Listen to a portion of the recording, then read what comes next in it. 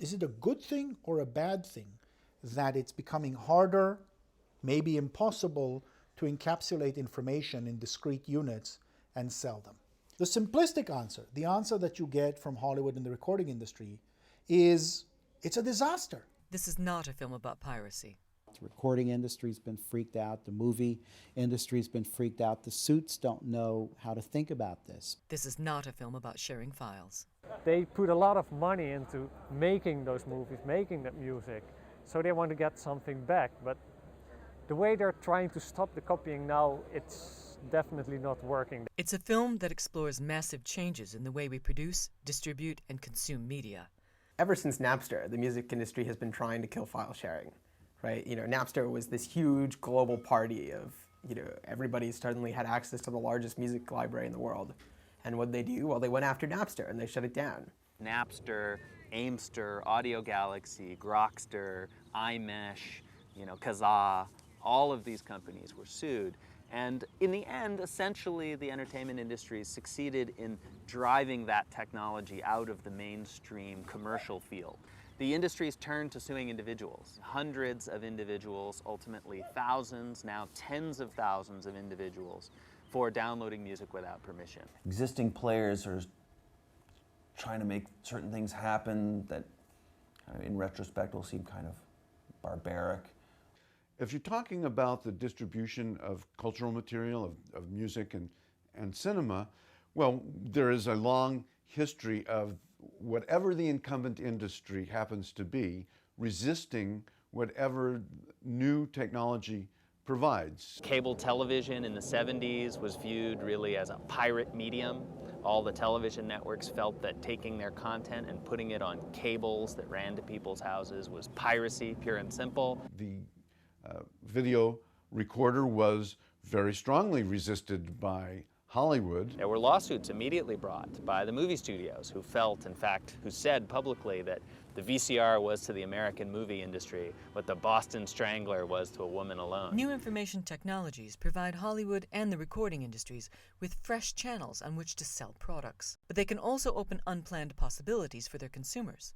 The sheet music people resisted the recordings. The first MP3 player by Diamond Rio, sort of the initial company long before the iPod, they were met with a lawsuit. The possibilities suggested by peer-to-peer technologies have prompted the entertainment industries to react in an unprecedented way. Traditionally, copyright infringement has just been a civil matter. If a copyright owner catches you doing something wrong, they can sue you and force you to pay them money. Criminal infringement liability, the ability to prosecute you and throw you in jail, has been reserved for circumstances of commercial piracy. Circumstances where, someone has made 500 copies, is selling them on the street as a competition for the real thing. Well, in recent years, copyright owners have not been satisfied with that.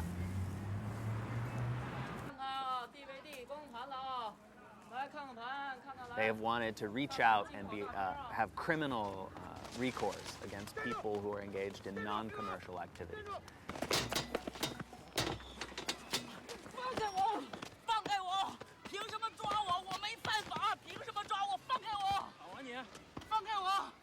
We recognize and we know that we will never stop piracy, never. We just have to try to make it as difficult and as tedious as possible, and we have to let people know there are consequences if they're caught. What they've sought to do is sue a few people, punish them severely enough that they can essentially intimidate a large number of other people. It's really as though they decided to intimidate the village. They would just chop off the heads of a few villagers, mount those heads on pikes as a warning to everyone else. The fact that the DVD writer is the new weapon of mass destruction in the world is primarily for the fact that a $50 billion film can be reproduced at the cost of, let's see, 10 or 15 cents. There is a fantastic quote by Mark Getty, who is the owner of Getty Images, which is a huge corporate image database, and he's one of the largest intellectual proprietors in the world. He once said, intellectual property is the oil of the 21st century. It's a fantastic quote. You can condense it to one word, that is war. He declared war with that, saying, we will fight for this stuff, these completely hallucinatory rights to images, ideas, texts, thoughts, inventions, just as we're fighting now for access to natural resources. He declared war. Strange kind of war. I would take it serious, but it's ridiculous and serious at the same time. This is not the first war that has been fought over the production, reproduction, and distribution of information. People like to see the contemporary and the digital era as some kind of a unique break. And I think the important point to make here is not to see it as a unique break, but really to see it as a moment which accelerates things that have already happened in the past. Before the arrival of the printing press in Europe in the 1500s, information was highly scarce and relatively easy to control.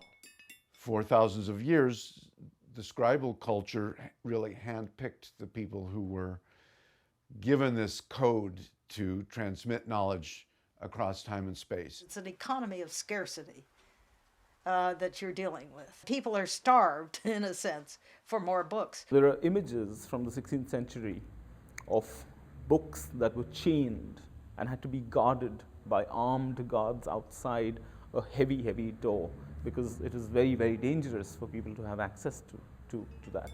Print brought with it a new abundance of information, threatening the control over ideas that had come with scarcity.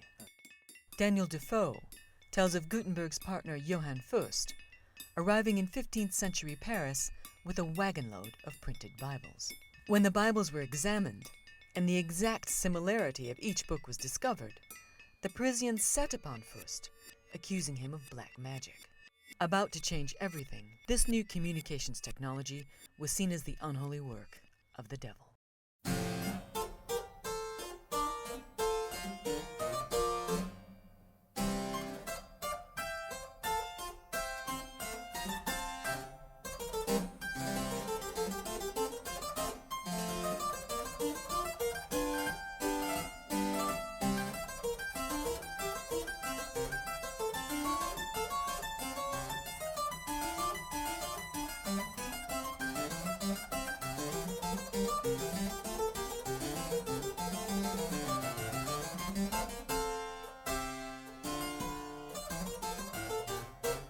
All of the emerging nation states of Europe made it very clear that they would control information flows to the best of their ability. The printers were the ones who were hunted down if they printed the forbidden text.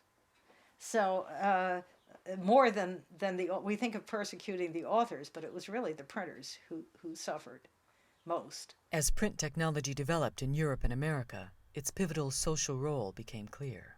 Printing becomes associated with rebellion and emancipation. There's the governor of Virginia, Governor Berkeley, who wrote to his overseers in England in the 17th century saying, "Thank God we have no printing in Virginia, and we shall never have it as long as I'm governor." This was a reaction to the English Civil War and the pamphlet wars, and they were called paper bullets in that period. The basic idea of censorship in 18th century France is the concept of privilege or private law. A publisher gets the right to publish a particular text that is denied to others. So he has that privilege. What you have is a centralized administration for controlling the book trade using censorship and also using the monopoly of the established publishers. They made sure that the books that flowed throughout a society were the authorized editions, but also were within the control of the state, within the control of the king or the prince. You had a very elaborate system of censorship, but in addition to that, you had a monopoly of production in a booksellers' guild in Paris. It had police powers. And then the police itself had specialized inspectors of the book trade. So you put all of that together, and the state was very powerful in its attempt to control the printed word. But not only was this apparatus incapable of preventing the spread of revolutionary thought, its very existence inspired the creation of new, parallel, pirate systems of distribution.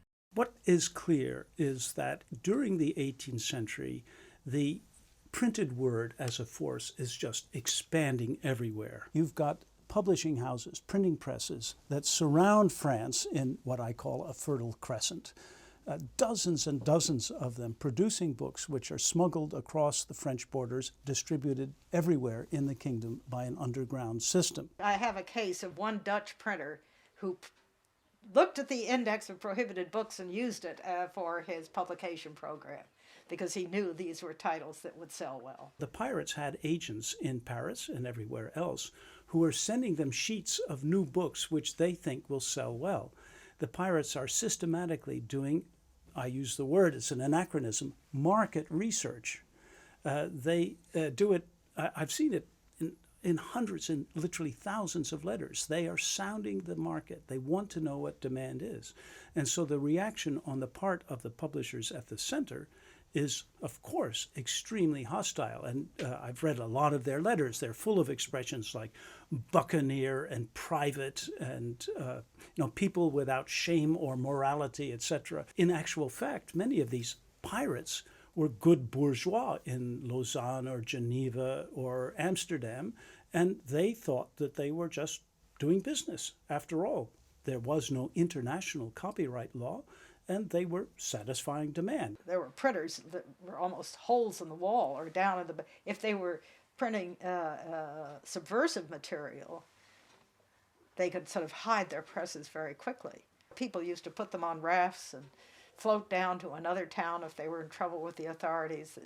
It was very movable. In effect, you've got two systems at war with one another, and it's the system of production outside France that is crucial for the Enlightenment. Not only did this new media system spread the Enlightenment, but I won't use the word prepared the way for the revolution.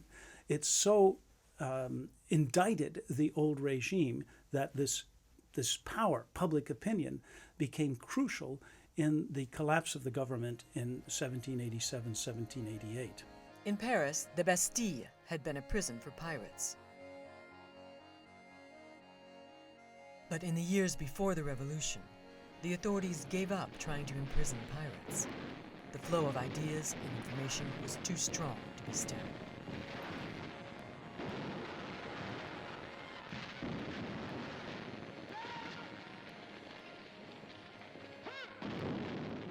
And I think that's the dramatic change that was affected by the printing revolution, where all of a sudden the emergence of a new reading public, the emergence of an undisciplined reading public, which were not subject to the same norms of reading or the same norms of our relation to knowledge as it was in the past, was the dramatic shift. The fundamental urge to copy has nothing to do with technology. It's about how culture is created. But technology, of course, changes what we can copy, how quickly we can copy, and how we can share it. What happens when a copying mechanism is invented?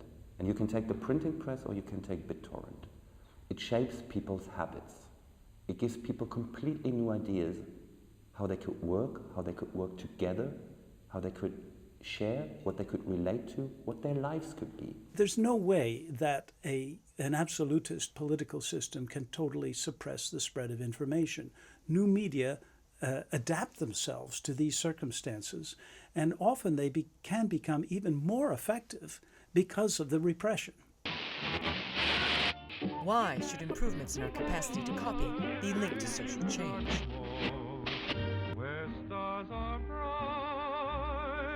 Because communicating, so fundamental to what we do in the world, is itself an act of copying. The one technique that brought us to where we are is copying. Sharing is at the heart of, in some senses, existence. Communication, the need to talk to someone, is an act of sharing. The need to listen to someone is an act of sharing. Why do we share culture? Why do we share language? Because we imitate each other. This is how we learn to speak. This is how a baby learns. This is how new things come into society and spread through society. Basically, what keeps us together is that we copy from each other. When the spoken word was our only means of communication, we traveled far and wide to deliver it to others. Later, as we began to communicate in written form, armies of scribes multiplied our ideas. Our urge to communicate is so strong that we have always pushed the tools available to us to the limit, then gone beyond them, creating new technologies that reproduce our ideas on previously unimaginable scales.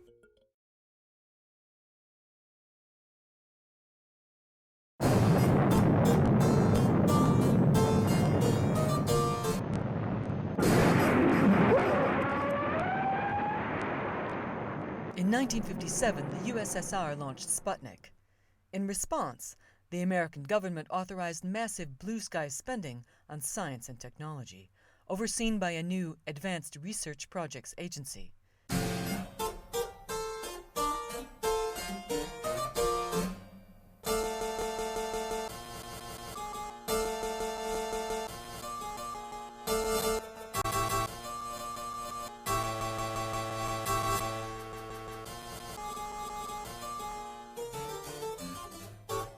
It was ARPA, developing the ideas of visionary computer scientist Joseph Licklider, that came up with the concept of networking computers. It's been hard to share information for years.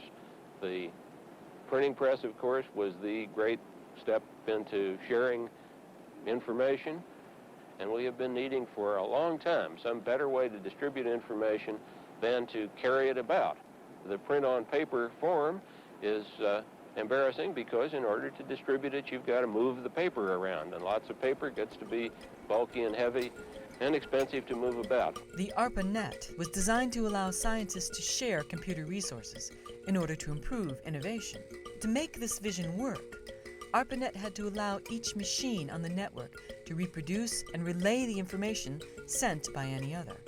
A network in which peers shared resources equally was part of a massive shift from the corporate and commercial communication systems of the past, in which messages radiated from a central point or down through a hierarchy.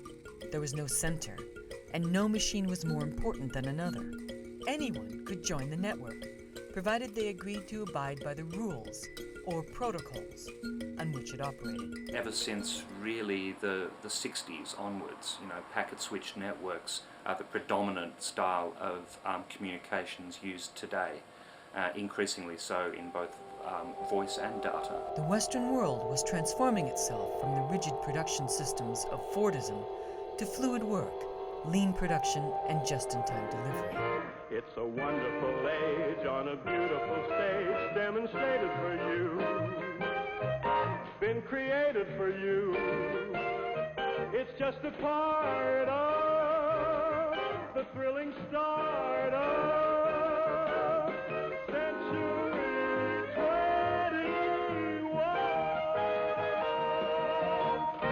a post-centralized, friction-free economy needed a communications system just like this.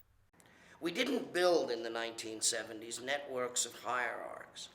The computers that existed in the world were all multi-million-dollar machines, and they basically interrelated to one another in very equal ways. One of the really important characteristics of the internet is that it's extremely decentralized, and that the services on the internet are invented and operated by other network users.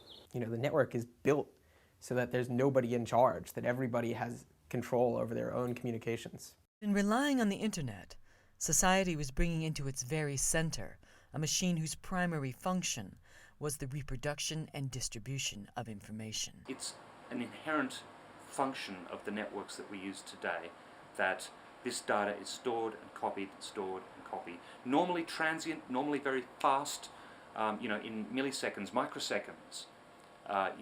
Specialized pieces of equipment such as switches, routers, hubs, etc. do this all in the blink of an eye. But it's the way networks work.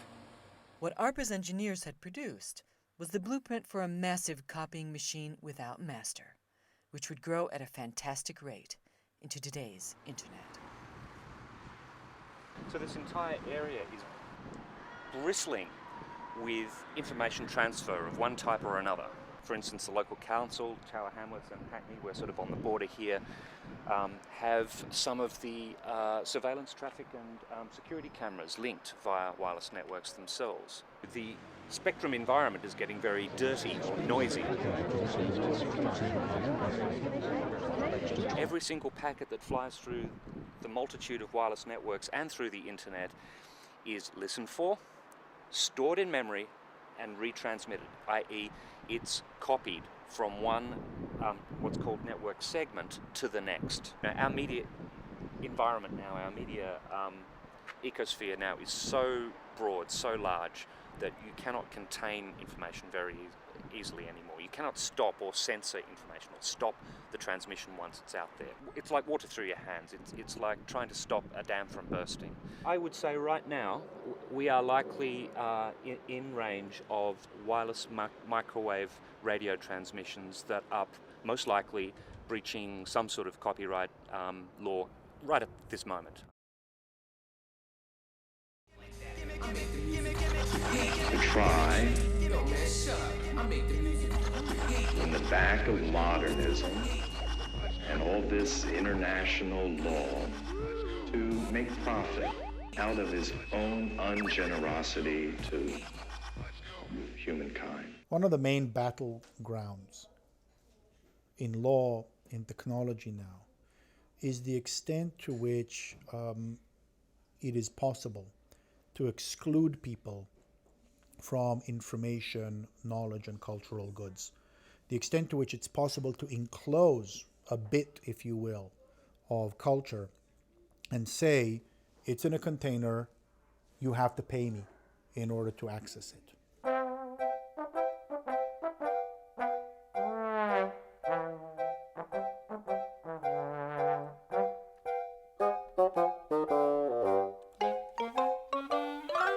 You can make something property if you can build a fence for it. You can enclose something if you can build a wall around it. In the American West, the rangeland was free and all could graze it because it was too expensive to fence it. Barbed wire changed that and you could turn it into property. Culture came in these boxes. Control came naturally as part of the process of the existence of the medium itself. There's a thing, a book, a record, a film, that you can hold on to and not give somebody else, or you can give it to them. And the whole payment system was built around, do I give you this unit of information or don't I give it to you? And that was how the whole model of copyright was built from the book on up.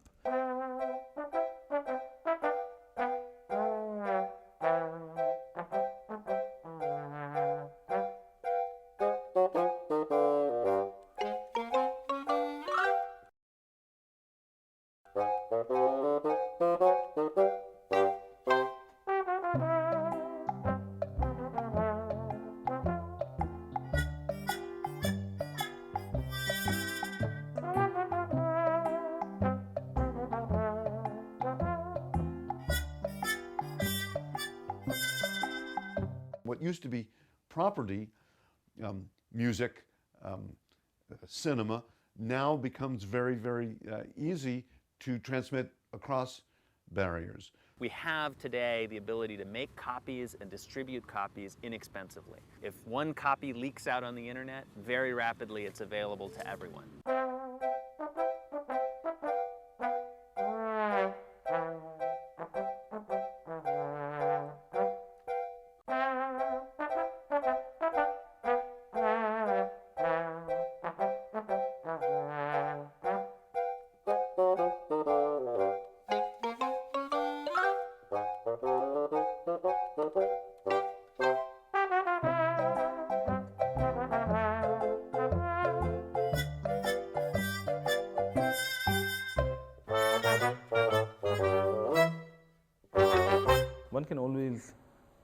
try to create artificial boundaries, technological boundaries, which prevent us from sharing files, prevent us from sharing music, etc. But how do you create a wall or a boundary against the very basic desire of sharing? I think the war on piracy is failing for social reasons. People like to communicate.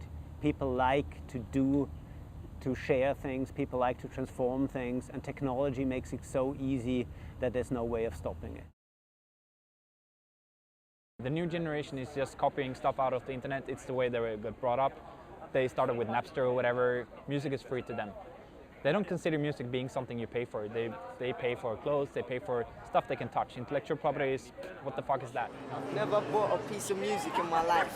We don't think it's illegal because everyone's doing it. We can't really be blamed for just downloading something that's already on the internet. People think it's legal because it's like copying like without the copyright or something. If it's a crime, why put it on there? So whether you're using a sort of long lost peer-to-peer system like the original Napster, or you're using Nutella, or you're using BitTorrent, the principle here is that you are actually engaging in internet communication as it was originally designed. You are able to serve content as well as consume. Especially after the Napster lawsuit, we saw an emergence of a lot of more decentralized file sharing services. Computer programs that people could run on their own computers that would make them part of the network without having any one place where there's a master list or a master coordination. What this means is that, in fighting file sharing, the entertainment industry is fighting the fundamental structure of the internet. Short of redesigning and re-engineering either the internet or the devices we use to interact with the internet, there's nothing that Hollywood or Washington or Brussels or Geneva can do anything about. They shattered Napster into millions of little pieces spread across computers all around the globe. And now, if you want to shut it down, you have to track down every single one of them and turn it off. And they just can't do that. They send out letters every month trying to shut down a couple here and there, but it just doesn't work. There are just too many. It's out of the bag now. Once it's that far distributed, it's really going to be hopeless. You can sue people forever. You can sue a handful of college students, university students in the United States. You can sue the investors of Napster, in Napster. You can sue the company that provided the software for Kazaa, but it doesn't shut anything down. We recognize and we know that we will never stop piracy. Kazaa lost a big case in the United States in the Supreme Court. Kazaa and Grokster and a set of other companies. So those companies no longer operate, but the network still works. In other words, the interface is still installed on millions of computers and people still use them. Never stop piracy. The music industry, if they want to stop file sharing, there's no central computer for them to go to and shut it down. They have to go all the way to the ends of every wire. They have to snip all the cords across the globe. So when the Pirate Bay got shut down last year and during the raid, Amsterdam Information Exchange, AMSIX, reported that 35% of all the European internet traffic just vanished in a couple of hours. The files have been shared. There's no way back. You can't. It's not about shutting down BitTorrent. It would be about confiscating everyone's hard drives. The files are out there. They have been downloaded. They're down. There's no up anymore. They're all down. Never, never, never. There's nobody you can go to and say, shut down the file sharing. The internet's just not built that way. We're surrounded by images. Every day, everywhere. There's nothing you can do about it. But the problem with these images is that they're not yours. People's lives are determined by images that they have no rights to whatsoever. And let's say it's a very unfortunate situation. There's this work of mine that people have described as a series of unattainable women. In fact, it's a series of unattainable images. The one last mission of cinema is to make sure that images are not seen. That's why we have DRM, copy protection, rights management, region coding, all that stuff. But if an image is seen, then it tells you one thing. It's not your image, it's their image. It's none of your business. Don't copy it, don't modify it, just forget about it. You can't just say, hey, it's just the movies. It is reality. It's a very specific reality of properties. Radio, television, newspapers, film. At the heart of all of them, there is a very clear distinction between the producer and the consumer. And the idea was a very, very static one that here is a technology that allows me to communicate to you, but it's not really a conversation that one has in mind. It used to be if you had a radio station or television station or a printing press, you could broadcast your views to a very large number of people at quite a bit of expense, and a fairly small percentage of the population was able to do that. The materials were produced by some set of professional commercial producers who then controlled the experience and located individuals at the passive receiving end of the cultural conversation. I'm John Wayne.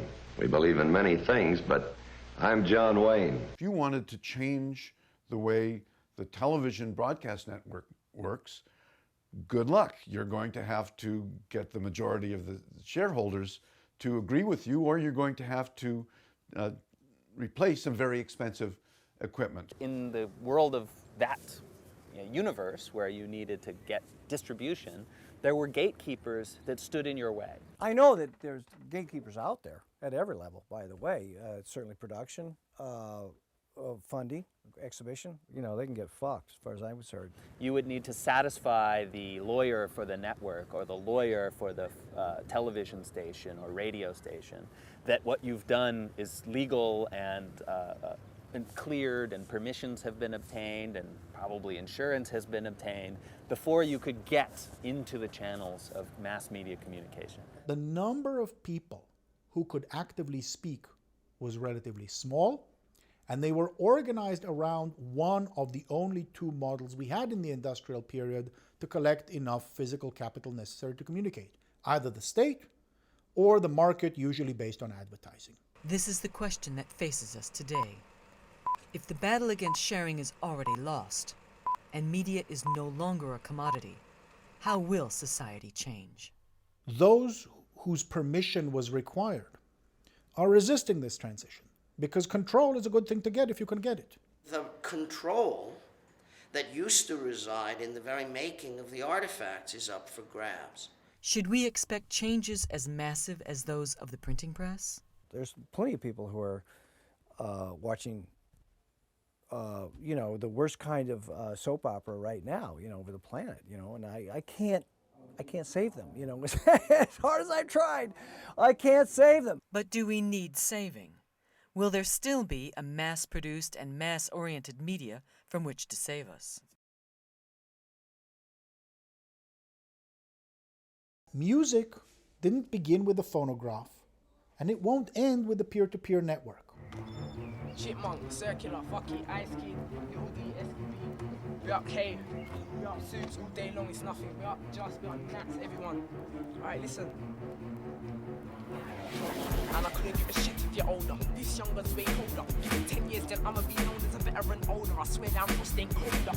So don't try and tell me you're older. You can be older, I'll be more music. Mixtape promos, everything's out there. So don't try and tell me I don't do this. The panic of the movie industry and the music industry is that people could actually start to produce, and that file sharing networks, file sharing technology enables them to produce stuff. I do this, I'm colder, better than most that are older. I take out any that are younger. Listen me, are you dumb? You're an idiot. You'll never get this chip on your shoulder. This kid's colder than you were when you were this age. Your whole Europe will contest with this page. Please don't play. While you done said that playtime's over, playtime's over, playtime's over. Since year 6 I've been a playground soldier. Them days were Liverpool and Liverpool G, but now everything is colder. Now it's content roads and everything, mixtape promos, everything. Won't you name your favorite MC? I write the 60, make him look like anything. People have lamented much the death of the author. What we're witnessing now is far beyond. It's the becoming producer of former consumers. And that suggests a new economic model for society. Why? Because I'm going on show. I move fast, but you're going on show. Like your TV out for the ratings, but my TV out for the dough. In the air, that's show.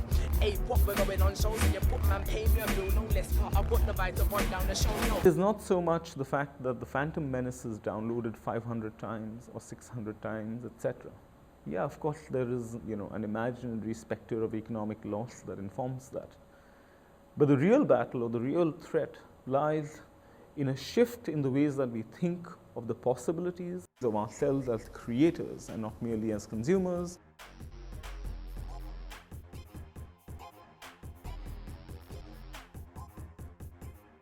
it's like a whole network. This is a song that I've given out, and I've let people download it, and they can download it, do what they want. I've made a blog about it saying, oh look, DJs, you can play this where you want. Like, there's this guy in Brooklyn, and he's just done a remix of it, just like, it's totally different to what I thought, but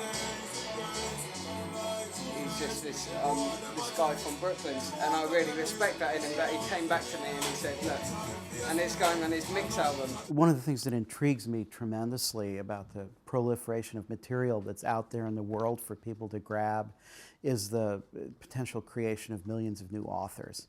Thanks to the internet, thanks to digital technologies, the gatekeepers have really been removed. People can take more of their cultural environment, make it their own, use it as found materials to put together their own expressions, do their own research, create their own communications, create their own communities when they need collaboration with others, rather than relying on a limited set of existing institutions or on a set of materials that they're not allowed to use without going and asking, please, may I use this? Please, may I create? Basically, in terms of samples, not many people go out of their way to clear samples.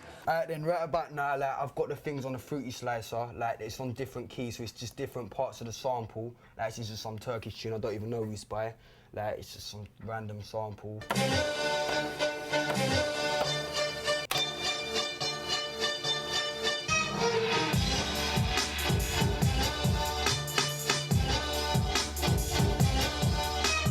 I make mainly instrumentals, so really I've made a tool for them to sort of MC to anyway.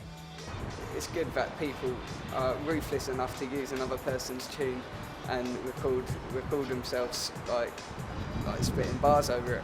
Look, I'm taking over now, been in the game since 2-3 October now. I'm fucking it up, listen to over now. I'm setting the pace, how you gonna slow me down? Look, it's over, clown, I got the skippiest flows in town. Plus, you niggas can't fuck with my wordplay, I switch it back, DJ, bring it back, why? Sometimes you get the big artists freestyle on your stuff and just sort of put it out there on their CDs and you don't even know about it. We live in this world in which absolute abundance of information is an everyday fact for a lot of us, and this means we have a certain attitude towards the idea of information as property. It's like you've heard. Sharing it is in our blood. So the struggle to hold on to knowledge and creativity as a commodity, by force, it's going to be met by our strong urge to share, copy, and cooperate. Kids, if they sample my music to make the music, that would be another good thing as well. I would like that as well. I want them to do that. Like, if I made an old tune, take a bit from it, drop something over it, and make it music, make it big. If you can do that, do that. When you put primary materials in the hands of ordinary citizens, really, really interesting things can happen. I ain't no musician. Like, I just know how to make things sound good. I want to make people realize their own value. I want them to realize that they are the masters of their own content, that they create something, they can share it. If someone else created something, they can contribute, they can help, they can get it and use it the way it's supposed to be. So it's a terrorism of the mind that actually sustains concepts like intellectual property. You know, it's a terrorism that's grounded on an idea of a brutal repression of that which is actually possible.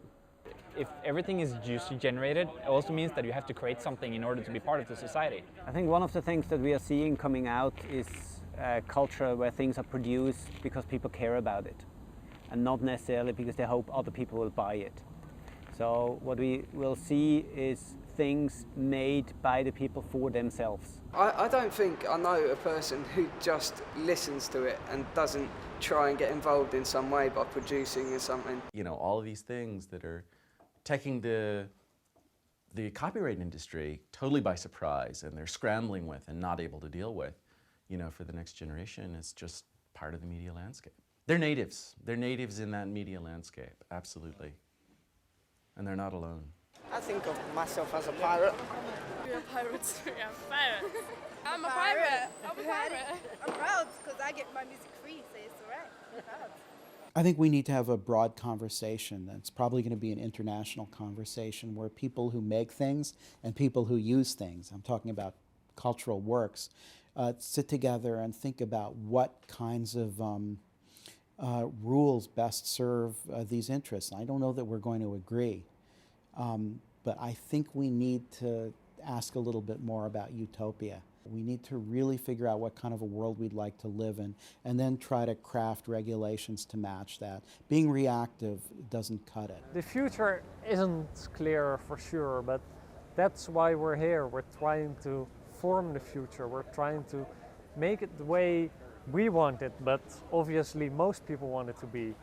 And that's why we're doing this. Let's build a world that we're actually going to be proud of, not just a profitable world for a few very large media companies. Making money is not the point with culture or media. Making something is the point with media. And I don't think that people will stop making music, stop making movies, stop taking cool photographs, whatever. Although it's difficult to believe it now, we can do without the entertainment industries. We'll find new ways to get the stuff we want made. We want the world in which we can share, work together, and find new ways to support each other while we're doing it. This is the world we're trying to bring into being. A force like this, a power like this, zillions of people connected, sharing data, sharing their work, sharing the work of others. This situation is unprecedented in human history, and it is a force that will not be stopped. People always ask us, who are the League of Noble Peers? And we tell them, you are, I am, even your bank manager is. That's why I'm a vague blur. It's kind of like, insert yourself here. Because we all produce information now. We all reproduce information. We all distribute it. We can't stop ourselves. It's like breathing. We'll do it as long as we're alive, and when we stop doing it, we'll be dead.